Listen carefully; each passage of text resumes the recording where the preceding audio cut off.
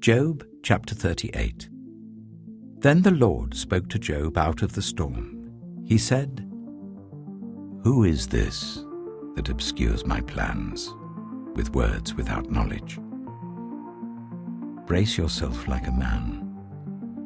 I will question you, and you shall answer me. Where were you when I laid the earth's foundation? Tell me if you understand. Who marked off its dimensions? Surely you know. Who stretched a measuring line across it? On what were its footings set? Or who laid its cornerstone, while the morning stars sang together and all the angels shouted for joy? Who shut up the sea behind doors when it burst forth from the womb? When I made the clouds its garment and wrapped it in thick darkness, when I fixed limits for it and set its doors and bars in place, when I said, 'This far you may come and no farther. Here is where your proud waves halt.' Have you ever given orders to the morning, or shown the dawn its place, that it might take the earth by the edges and shake the wicked out of it? The earth takes shape like clay under a seal. Its features stand out like those of a garment. The wicked are denied their light, and their upraised arm is broken. Have you journeyed to the springs of the sea, or walked in the recesses of the deep? Have the gates of death been shown to you? Have you seen the gates of the deepest darkness? Have you comprehended the vast expanses of the earth? Tell me if you know all this. What is the way to the abode of light? And where does darkness reside? Can you take them to their places? Do you know the paths to their dwellings? Surely you know, for you were already born. You have lived so many years. Have you entered the storehouses of the snow, or seen the storehouses of the hail, which I reserve for times of trouble, for days of war and battle? What is the way to the place where the lightning is dispersed, or the place where the east winds are scattered over the earth? Who cuts a channel for the torrents of rain, and a path for the thunderstorm, to water a land where no one lives, an uninhabited desert, to satisfy a desolate wasteland, and make it sprout with grass? Does the rain have a father? Who fathers the drops of dew?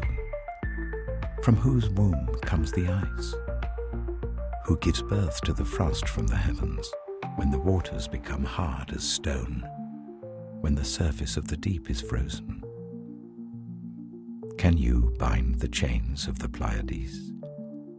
Can you loosen Orion's belt? Can you bring forth the constellations in their seasons, or lead out the bear with its cubs? Do you know the laws of the heavens? Can you set up God's dominion over the earth? Can you raise your voice to the clouds and cover yourself with a flood of water? Do you send the lightning bolts on their way? Do they report to you, "Here we are"? Who gives the ibis wisdom, or gives the cockerel understanding? Who has the wisdom to count the clouds? Who can tip over the water jars of the heavens when the dust becomes hard and the clods of earth stick together? Do you hunt the prey for the lioness and satisfy the hunger of the lions when they crouch in their dens or lie in wait in a thicket?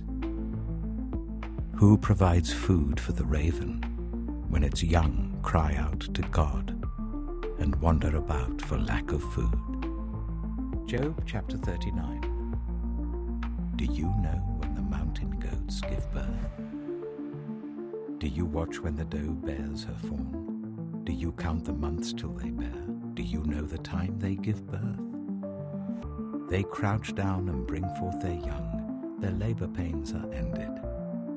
Their young thrive and grow strong in the wilds. They leave and do not return. Who let the wild donkey go free? Who untied its ropes? I gave it the wasteland as its home, the salt flats as its habitat. It laughs at the commotion in the town. It does not hear a driver's shout. It ranges the hills for its pasture and searches for any green thing.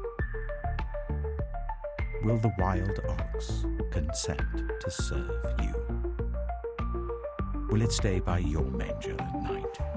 Can you hold it to the furrow with a harness? Will it till the valleys behind you? Will you rely on it for its great strength? Will you leave your heavy work to it? Can you trust it to haul in your grain and bring it to your threshing floor? The wings of the ostrich flap joyfully, though they cannot compare with the wings and feathers of the stork. She lays her eggs on the ground and lets them warm in the sand, unmindful that a foot may crush them, that some wild animal may trample them. She treats her young harshly, as if they were not hers. She cares not that her labor was in vain, for God did not endow her with wisdom, or give her a share of good sense. Yet when she spreads her feathers to run, she laughs at horse and rider. Do you give the horse its strength, or clothe its neck with a flowing mane? Do you make it leap like a locust, striking terror with its proud snorting? It paws fiercely, rejoicing in its strength, and charges into the fray. It laughs at fear, afraid of nothing. It does not shy away from the sword. The quiver rattles against its side, along with the flashing spear and lance. In frenzied excitement, it eats up the ground. It cannot stand still when the trumpet sounds. At the blast of the trumpet, it snorts. Aha! It catches the scent of battle from afar, the shout of commanders and the battle cry. Does the hawk take flight by your wisdom and spread its wings towards the south? Does the eagle soar at your command and build its nest on high? It dwells on a cliff and stays there at night. A rocky crag is its stronghold. From there it looks for food. Its eyes detect it from afar. Its young ones feast on blood, and where the slain are, there it is. Job chapter 40. The Lord said to Job, "Will the one who contends with the Almighty correct him? Let him who accuses God answer him."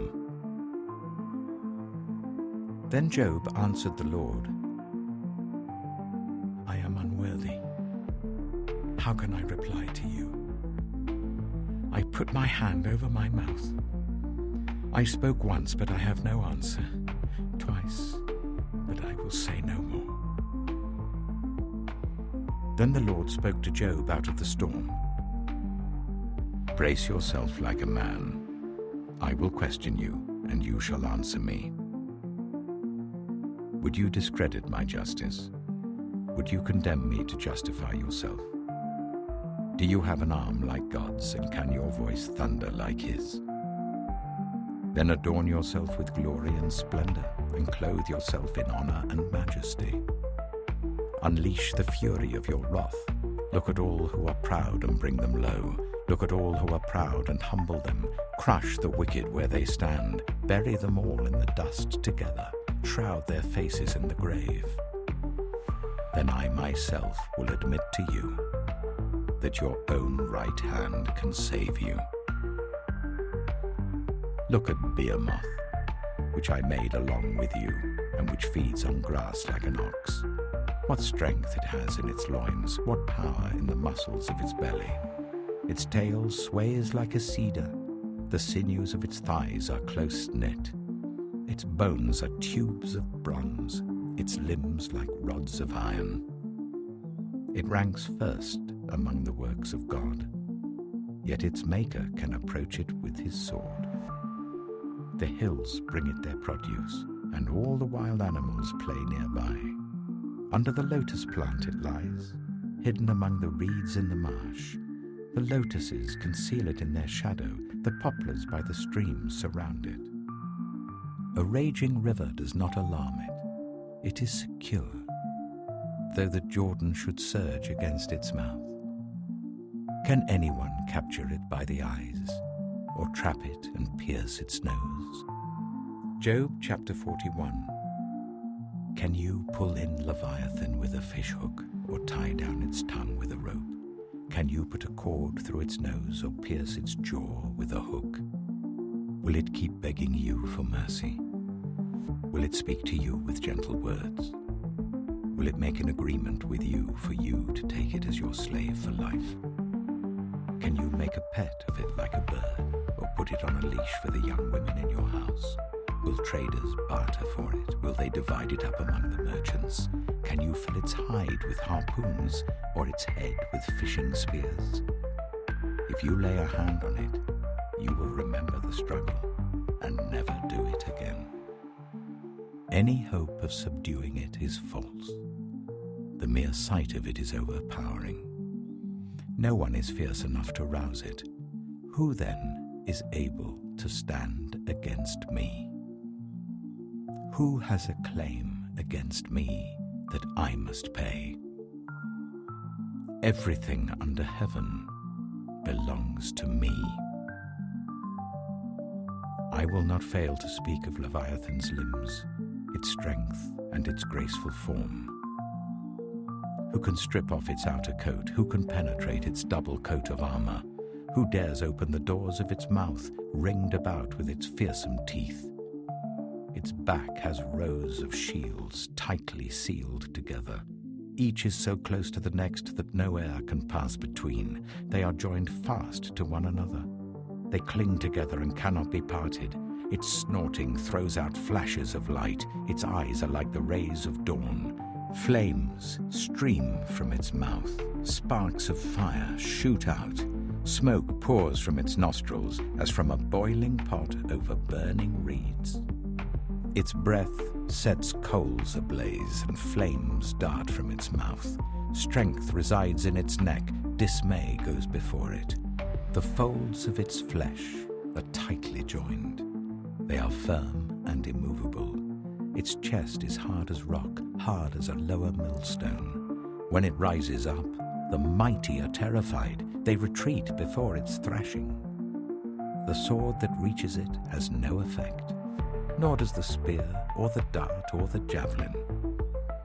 Iron it treats like straw, and bronze like rotten wood. Arrows do not make it flee. Slingstones are like chaff to it. A club seems to it but a piece of straw. It laughs at the rattling of the lance. Its undersides are jagged potsherds, leaving a trail in the mud like a threshing sledge.